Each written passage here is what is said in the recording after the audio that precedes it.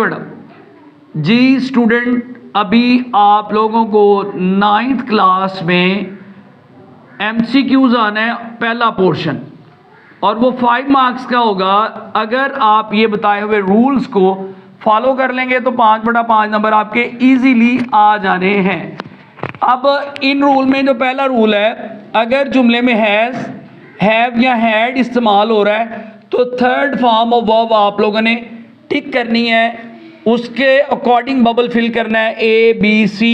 जैसे एग्जांपल में मैंने बताया शी हैड अराइव्ड, हैज़ आ गया तो अराइव्ड यानी थर्ड फॉर्म इस्तेमाल की।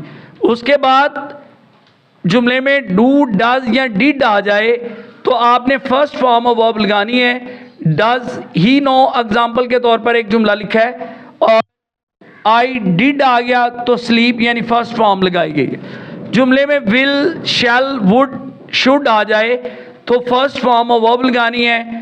एग्जाम्पल के तौर पर आई वुड आ गया तो लाइक। और इसी तरह हम फोर्थ रूल की तरफ जाएंगे। जुमले में can, could, may, might, must आ गया तो इस कंडीशन में भी फर्स्ट फॉर्म यूज करनी है। यू मस्ट स्टडी और इट माइट रेन।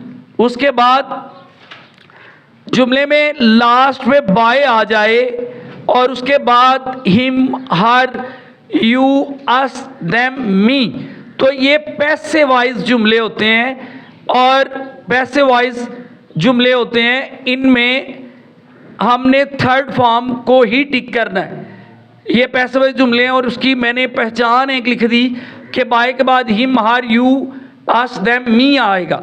उसके अलावा छठा रूल सिंस और फार जुमले में आ जाए और इसके बाद मॉर्निंग, इवनिंग या कोई सन है, डेट है, एंड आवर्स यानी वक़्त का कोई भी जिक्र हो तो आप लोगों ने has been, have been, had been और ING वाली फॉर्म को क्या करना है, टिक करना है। जैसे I have been waiting for आ गया, एन आवर्स अगो वक़्त का जिक्र आ गया। उसके बाद जुमले में यस्टरडे, अगो या last week, last year, last month, तो ये पास्ट की बात हो रही है। इसमें हमने सेकंड फॉर्म ऑफ वर्ब को टिक करना है। जैसे ही डैश यस्टरडे तो ऑप्शन में लेफ्ट, लीव होता है तो लेफ्ट सेकंड फॉर्म है तो आपने उसको टिक करना है। जुमले में आ जाए tomorrow, next week, next year, next month, तो या जुमले में सून आ जाए तो ये आने वाले वक्त की बात हो रही है तो उसमें विल, शैल और फर्स्ट फॉर्म ऑफ वर्ब को आपने क्या करना है, टिक करना है। सिमिलर वे में जुमले में आ जाए ऑलवेज, यूजुअली, ऑफन, डेली, तो इन वर्ड्स के जब आपको पता चले कि जुमले में ये वर्ड मौजूद हैं तो फर्स्ट फॉर्म ऑफ वर्ब और फॉर्म के साथ एस या ES का इजाफा करना है। जैसे एग्जाम्पल में मैंने बताया ही यूजुअली प्लेज टेनिस।